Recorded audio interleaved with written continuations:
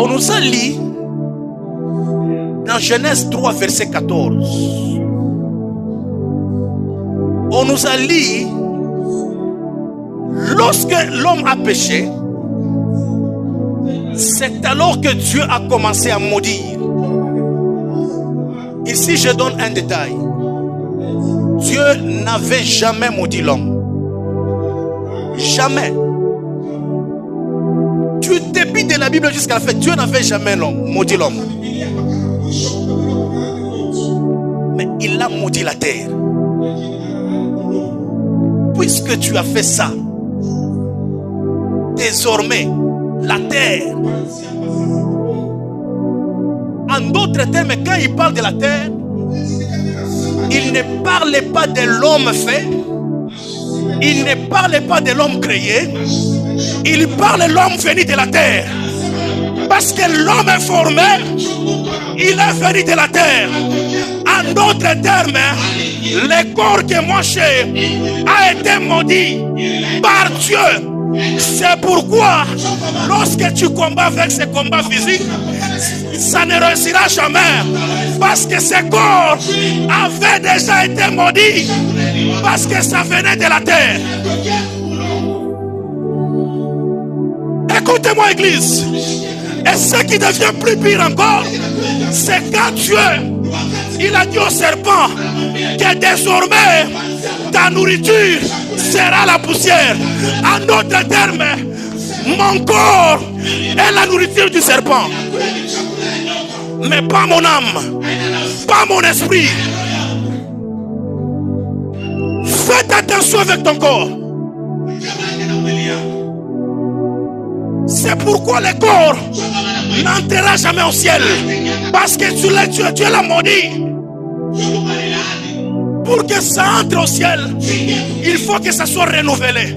C'est pourquoi on dit nous serons changés. Mais ce corps n'entrera jamais là-bas.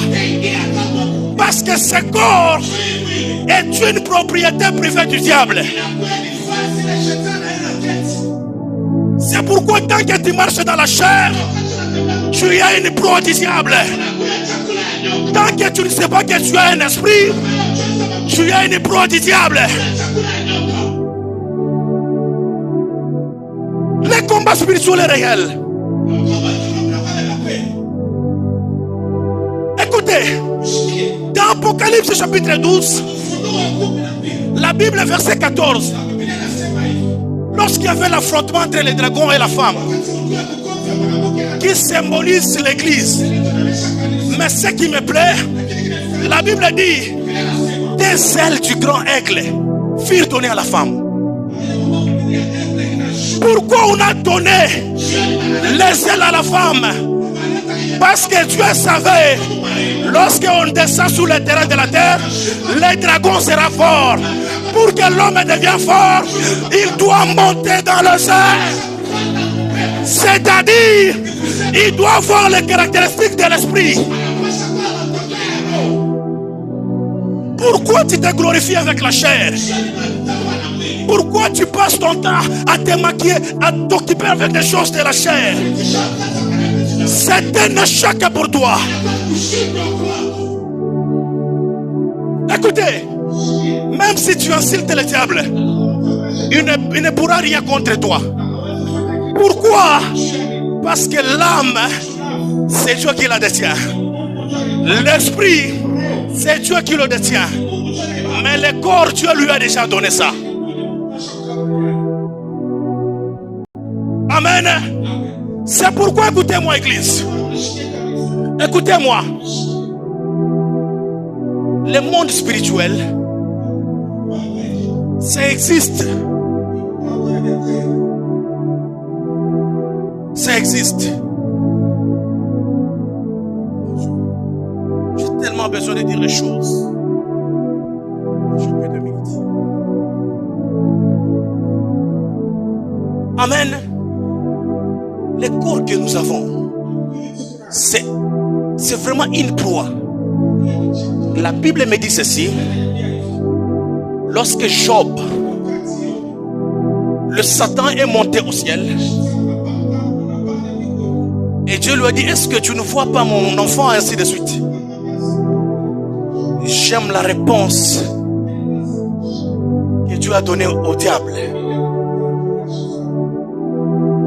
L'âme, tu ne touches pas. Amen. L'esprit, tu ne touches pas. Rappelle-toi, je t'avais donné quoi? Je t'avais donné le corps, la terre. Là, tu peux toucher. C'est-à-dire que le mode opératoire du diable, c'est le corps. Tu dois apprendre à bien gérer ton corps. C'est là où se trouve le venin de l'âme. Tu gères mal ton corps, tu vas perdre ton âme.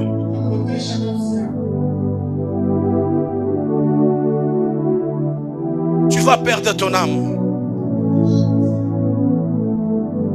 Je voudrais bien conclure. La Bible me dit ceci. Écoutez-moi. Dieu, il a envoyé Moïse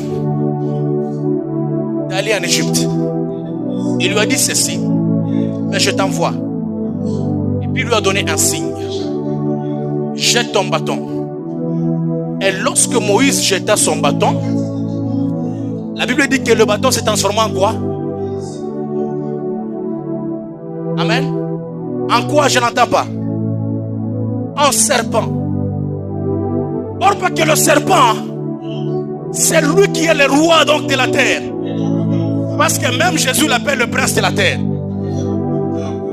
Il a déjà maîtrisé les combats de la terre. C'est pourquoi nous sommes les aigles. Nous nous nageons pour l'attaquer de la terre. Alléluia. Moïse, il a jeté le bâton. Le bâton s'est transformé en serpent. Mais ce qui me plaît, c'est quand Dieu lui a dit, saisis ce serpent par la queue. Pourquoi tu ne lui as pas dit de le saisir à la tête? Or pas que nous savons tous qu'on ne saisit jamais le serpent par la queue. Quand tu le tiens par la queue, c'est probable qu'il se retourne et qu'il te mord. Mais Dieu lui a dit, Moïse, ne touche pas la tête, mais touche la queue. En d'autres termes, il y avait une prophétie qui s'était concrétisée. Ah, la tête du serpent avait déjà été écrasée à partir de la croix. Même avant la fondation du monde, le serpent avait déjà été neutralisé. C'est pour te dire, les problèmes que tu vois là, ce ne sont que des menaces qui ne soient pas terrorisées. Les difficultés que tu as là, ce ne sont que des menaces.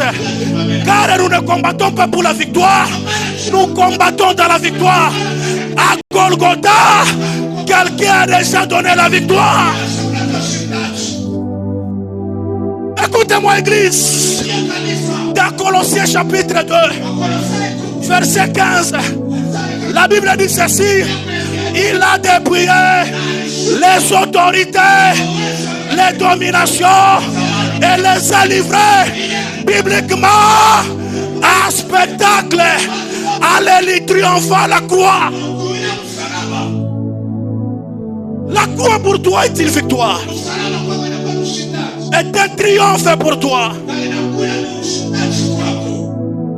Dans Jean chapitre 3, verset 8, la Bible dit, le Fils de l'homme est apparu pour détruire les œuvres des ténèbres.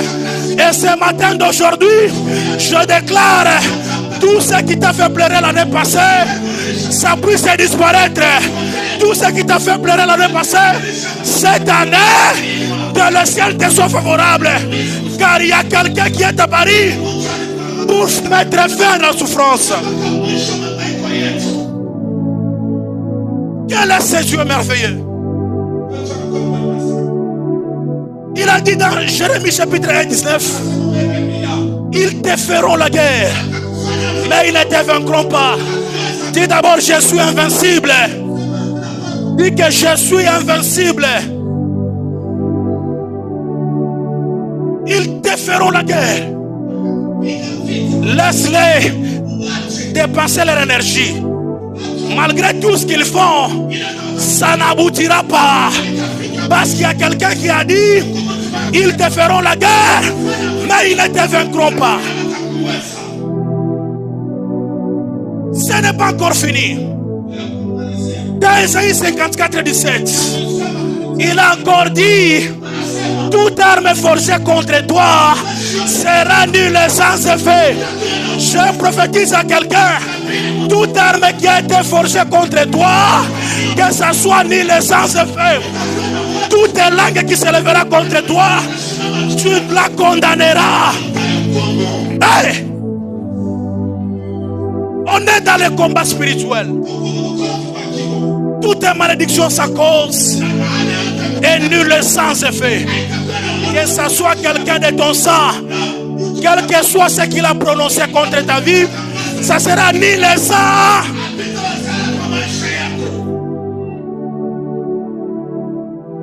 Parce que Dieu nous a donné ce pouvoir. J'aime le dernier verset.